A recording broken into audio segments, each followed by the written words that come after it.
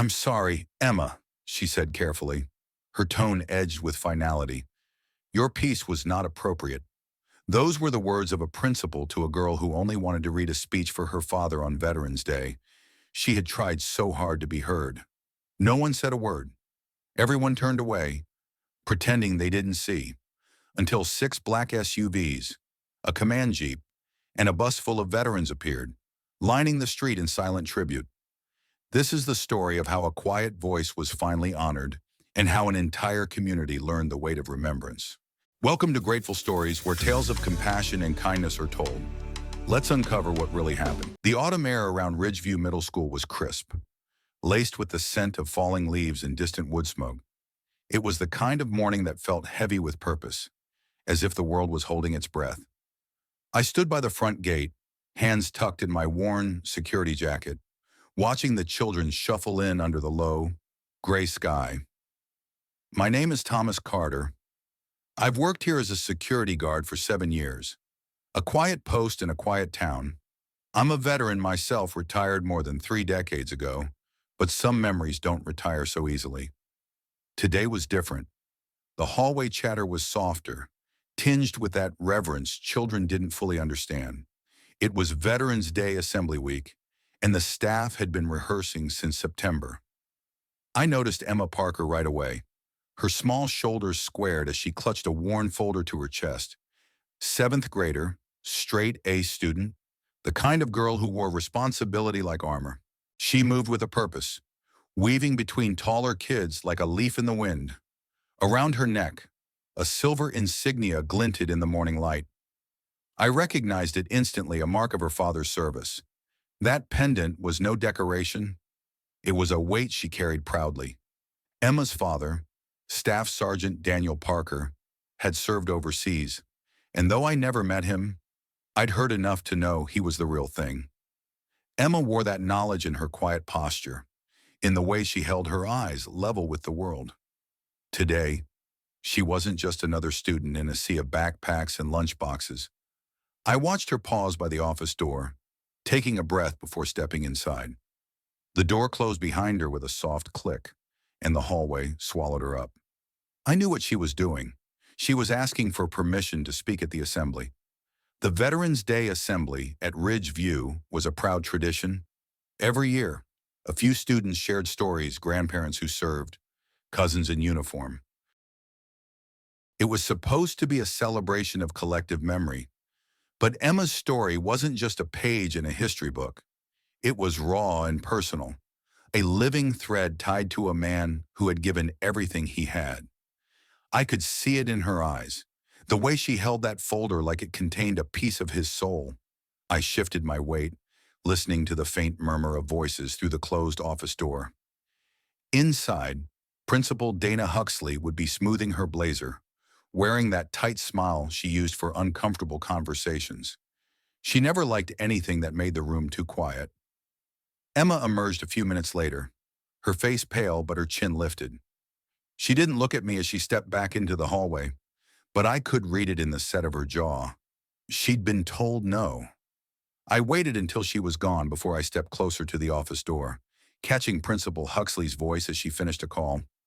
"We want to keep it general this year," she was saying. "As too personal can be unsettling for the younger kids." I swallowed the bitter taste in my mouth.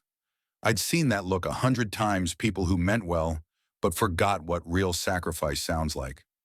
They wanted the flag, the song, the safe applause, but not the names behind the silence. Emma didn't come to me directly, but I saw her again that afternoon. She sat alone on the edge of the playground, legs swinging beneath the bench, that silver pendant catching the last rays of sunlight. I wanted to tell her I understood, that some stories were too big to fit into tidy assemblies, but I stayed silent. Sometimes the best thing a man can do is listen, even if he has no words of comfort.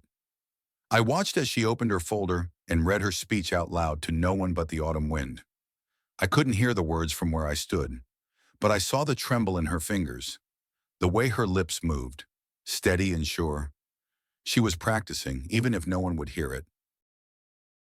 Later that day, she tucked the folder back into her backpack and walked home alone.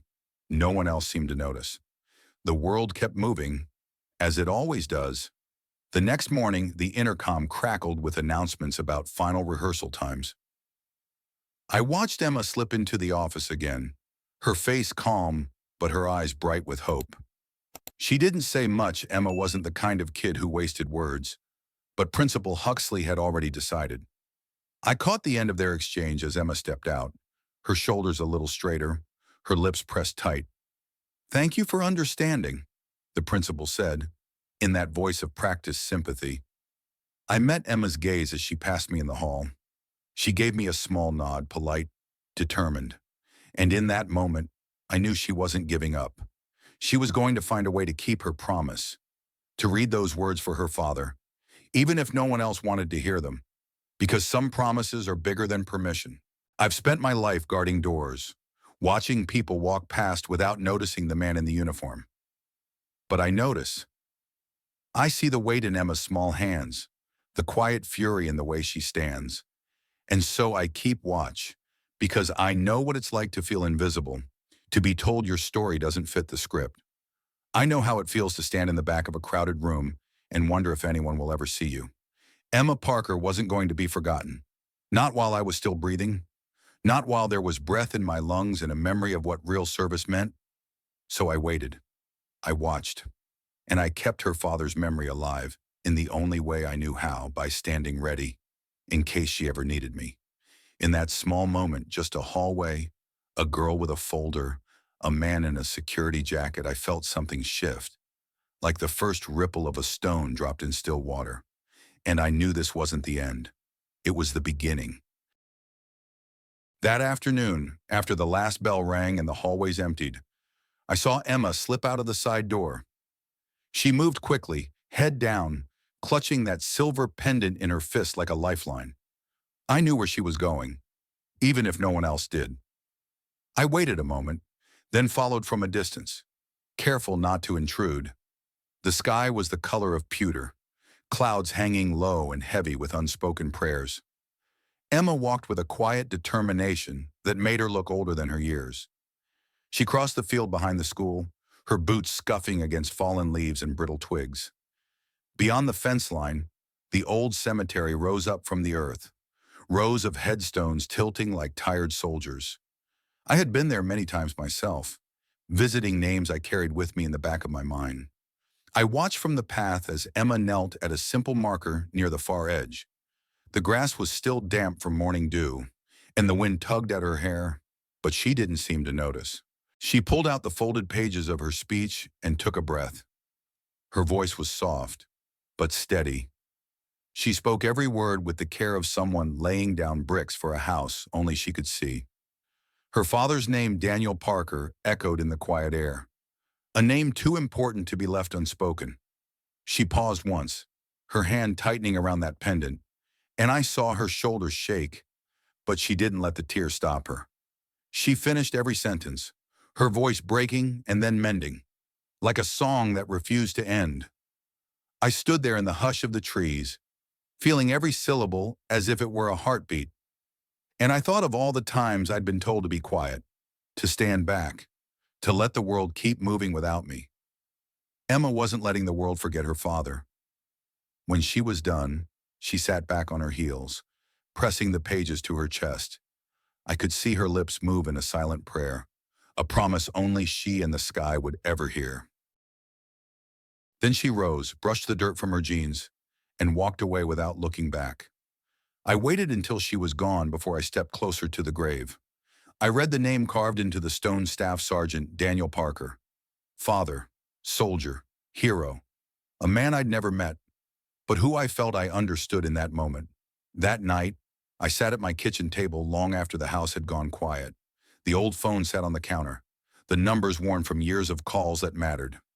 I knew what I had to do. I dialed the number I hadn't used in almost a decade. It rang twice, then a familiar voice answered, gruff, but warm, the way men who'd seen too much learned to speak. I told him about Emma, about her speech, about the way the world had turned away from her.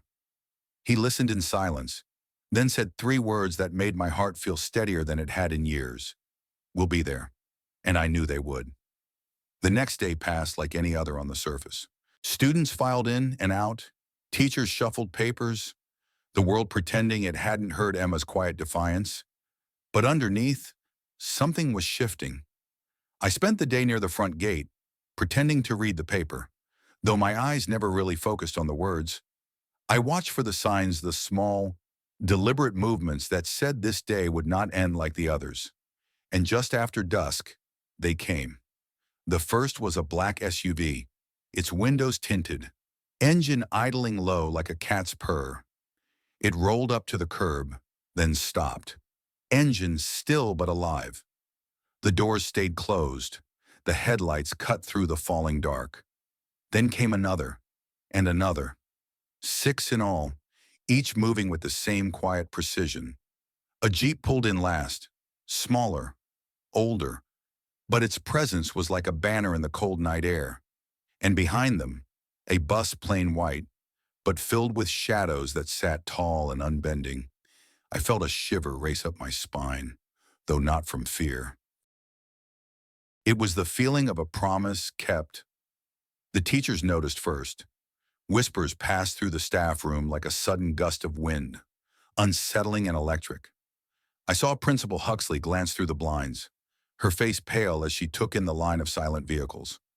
Students gathered near the windows, faces pressed against the glass, their breath fogging the panes. The SUVs didn't move, didn't honk, didn't demand attention. They just waited, calm and immovable. I walked down the front steps, my boots crunching on the frosted grass.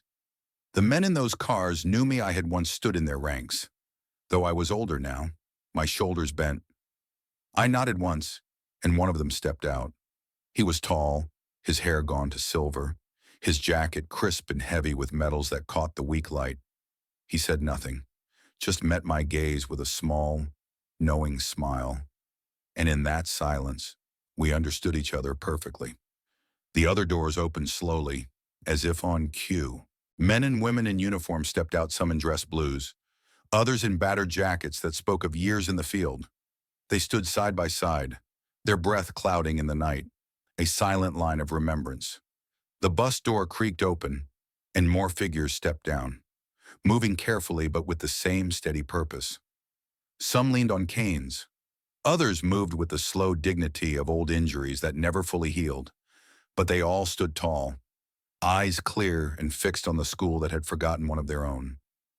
Inside, the teachers tried to keep the students calm, but the children could feel the shift in the air. I heard one boy ask in a trembling voice, "Who are they?" His friend whispered back, "I don't know, but they're here for something important." I watched as Principal Huxley stepped out onto the front steps, her smile brittle as ice. She started to speak, some rehearsed greeting about visitors and safety. But the veterans didn't answer. They didn't need to.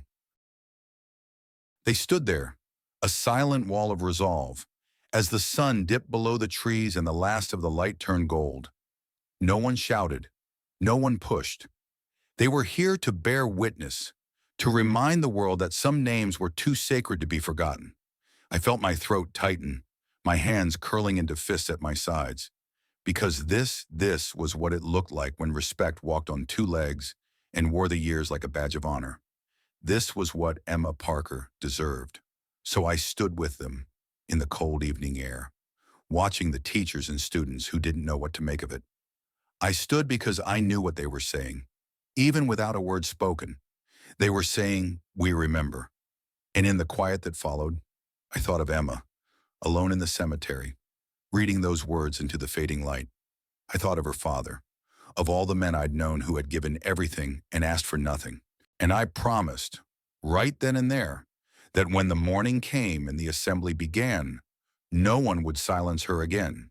Not while these men stood watch, not while I still drew breath, because some debts are never paid in full and some names are never lost. Not if we refuse to let them be. In that moment, as the last car engine fell silent and the veterans stood shoulder to shoulder under the gathering dark, I realized something simple. Sometimes the strongest message is spoken not in words, but in presence. And tomorrow, Their presence would speak louder than any microphone ever could. Morning light broke through the clouds, casting long shadows across the lawn as the first students filed into the auditorium. The veterans stood like sentinels, silent and unyielding, their presence a quiet promise that would not be ignored. I watched from the back, feeling the weight of their resolve settle over the morning air. Inside, the room hummed with uneasy energy. Teachers bustled about, adjusting microphones and shuffling papers, their voices hushed and nervous. The students fidgeted in their chairs, whispering to each other as the veterans took their seats along the side walls. A row of silent witnesses. Principal Huxley took the stage, her expression carefully composed. She spoke of honor and tradition, of sacrifice and service, words that sounded pretty but hollow. She never once looked toward the veterans, standing so still in the dim corners of the room. Emma sat in the third row, her small hands folded around that silver pendant. Her face was pale, but her eyes were bright with something deeper than fear. I knew she was ready, no matter how many times they tried to silence her. When the last of the pre-approved students finished their speeches, Principal Huxley stepped forward again. "Thank you all for your tributes," she said, her voice smooth and practiced. She glanced around the room once, avoiding the veteran's gaze, then turned to the final page in her folder. "There will be no additional speakers today," she announced. The words echoed through the quiet room, and for a moment, no one moved. But then I saw Emma's shoulders square, her breath deepen like she was gathering something sacred inside her. She stood slowly, her folded speech clutched to her chest. Her voice was soft but unwavering as she said, "I have something to say." Principal Huxley froze, her smile flickering just for a moment. "I'm sorry, Emma," she said carefully, her tone edged with finality. "Your piece wasn't approved. We're focusing on group recognition today." She gestured for Emma to sit back down, but Emma didn't move. She looked at the principal, then past her, to the veterans lining the walls. In that stillness, you could feel the room holding its breath. I saw it first, the smallest motion, a hand slipping from a glove, then another, and another. One by one, the veterans removed their gloves, folding them neatly in their palms like a ritual of respect. They placed their bare hands over their hearts, chins lifted, eyes fixed on Emma. No one spoke. No one argued, but their silence was louder than any protest. It was a single, unbroken line of memory and honor that cut through the air like a blade. Emma took a step forward, her shoulders trembling but her head held high. She looked down at the paper in her hand, then out at the room, her voice soft but clear. "My father taught me never to be silent when something matters." The principal opened her mouth, but no sound came out. All around her, the veterans stood firm, the weight of their presence pressing back every word she might have said. Even the students fell still, eyes wide and breathless in the quiet. Emma reached the microphone and took a steady breath. She lifted her speech, her fingers shaking, and in the hush of that room, she spoke. "Don't ever let them tell you to be silent about what matters most." Her voice cracked but did not break. She read each word like it was a promise, her father's memory alive in every syllable. She spoke of duty, of sacrifice, of a man who had given everything for people he would never meet. As she read, the veterans lifted their hands in a slow, silent salute. It was a gesture of such quiet dignity that it pulled the air from the room. No one dared to speak or shift in their seats. There was only that unbroken line of hands to foreheads and the unwavering strength in Emma's voice. The principal stood rigid beside the stage, her face pale as paper. She tried once more to step forward, but the nearest veteran moved a single pace closer, his boots echoing in the hush. He said nothing, he didn't have to. Emma finished her final line and let the paper fall to her side. She looked up, meeting the eyes of the veterans, her own bright with tears but resolute.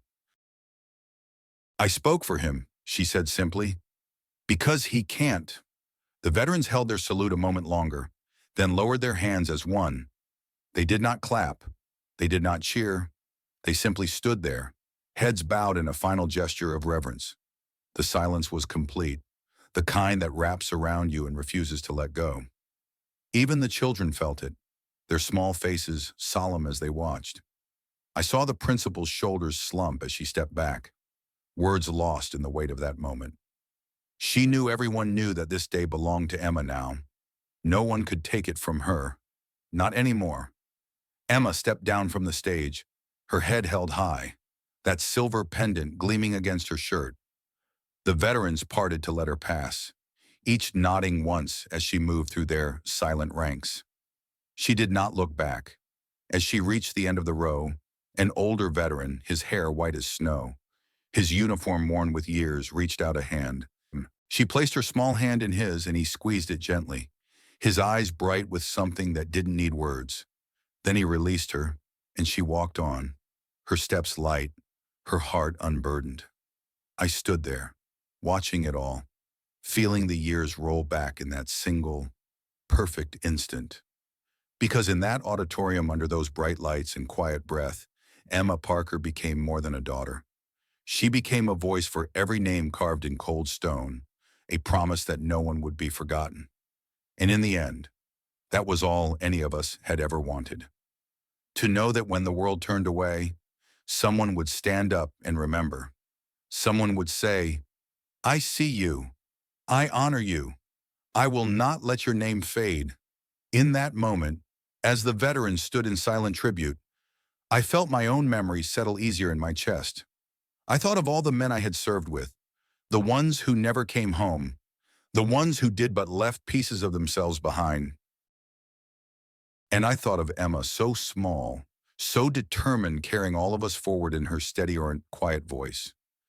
That was the moment the assembly truly ended. Not with applause, not with a final song, but with a room full of people who had been reminded of something that mattered more than ceremony. A room full of people who knew that real honor was never granted. It was earned in moments just like this. And so I stood there, in the shadows at the back of the room, feeling the weight of that lesson settle over me like a final blessing, because I had seen what courage looked like, small and bright, carried in the hands of a girl who refused to be silent. And I would remember her, just as she remembered her father. As Emma stepped down from the stage, the auditorium was silent in a way that felt sacred. No applause, no whispers, just the soft hush of breath held in reverence. She didn't look back, didn't pause to see if anyone was watching. Principal Huxley stood frozen by the podium, her words lost in the echo of what Emma had done. She didn't try to stop Emma again. There was nothing left to say. For once, the power of authority was no match for the quiet dignity of a child's promise kept. I watched as Emma returned to her seat, her shoulders set with a strength far older than her years. The silver pendant around her neck glinted in the soft light, a quiet testament to the man she honored. She didn't smile, didn't cry, she just sat, calm and steady. Then, from the shadows of the side aisles, the veterans began to move, one by one. They stepped forward, their boots muffled against the auditorium floor. Each carried something small in their hands, tokens of memory, pieces of their own long journeys. The first man placed a pair of dog tags at the foot of the stage. He didn't speak, didn't linger, just a small nod before he turned back to join the line. Next came a woman with hair the color of steel, laying down a tattered patch from an old uniform. A third placed a folded letter, edges yellowed and soft with time. Each offering was quiet, but it carried the weight of a lifetime. They laid them down like a prayer, like a promise that would never be broken. I felt my throat tighten as I watched them. These men and women, some stooped with age, some still young, stood in silent honor. They weren't just paying tribute to Emma's father, they were laying pieces of themselves beside his name. When the last veteran stepped back, the stage was no longer just a platform, it had become a shrine, built from the quiet faith of those who understood sacrifice. The room felt different now, more than a school, more than an assembly. Emma sat very still, her hands folded in her lap. She didn't reach for the tokens, didn't try to claim them. She knew they weren't hers to hold, they were gifts for her father, and for the memory she had fought to protect. I stood at the back, my eyes damp with the weight of what I'd seen. For years, I had guarded these halls, watching children grow and move on, their lives unfolding like new pages. But in that moment, I realized Emma Parker had given us all something none of us could ever repay. When the assembly ended, there was no official dismissal, no polite announcement. The students rose in silence, slipping out into the bright morning air like leaves drifting on a river. The teachers moved slowly, their faces thoughtful, as if the weight of what had happened was just beginning to settle. I walked to the front of the room as the last of them filed out. Emma was still there, gathering her papers, her movements slow and careful. I wanted to speak to her, to tell her what it meant to all of us. Before I could, one of the veterans stepped forward, an older man with a deep scar along his jaw. He knelt beside Emma and spoke softly, his voice low and sure. "Your father was one of us," he said, "and today, you made sure none of us will ever forget." Emma nodded, her eyes bright with unshed tears. She didn't say thank you. She didn't need to. The man touched her shoulder once, then stood and turned away. As the veterans began to leave, I noticed one final gesture that would stay with me forever. Each of them paused at the small table by the exit, where the school had displayed a framed photo of Staff Sergeant Daniel Parker. They laid a hand on the frame just a moment, just enough to say, "We see you." When the last of them had gone, I stood alone in the quiet room. The tokens remained at the foot of the stage, a quiet testament to the lives they represented. I knew no one would dare move them, not today. Outside, the autumn air was bright and cold. I saw Emma walk down the path alone, her backpack slung over one shoulder, that silver pendant catching the sun. She didn't hurry. She didn't look back. I followed at a distance, letting her have that moment to herself. When she reached the small memorial wall at the edge of the school grounds, she paused. There, under her father's name, lay a single bouquet of white chrysanthemums. Pinned to it was a small card, handwritten in blocky script. "We remember him, as we remember our own." Emma read it carefully, her fingers brushing the petals, and then she smiled, small and quiet, but real. I stood there, hidden by the tall hedges, and let the moment settle, because I knew what it meant. I knew what she had done. She hadn't asked for recognition. She hadn't demanded respect. She had simply stood up, spoken the truth, and trusted that it would be enough. And in the end, it was, because some names deserve more than a plaque on a wall. Some names deserve to live in the breath of every silent salute, in the quiet nod of an old soldier's head.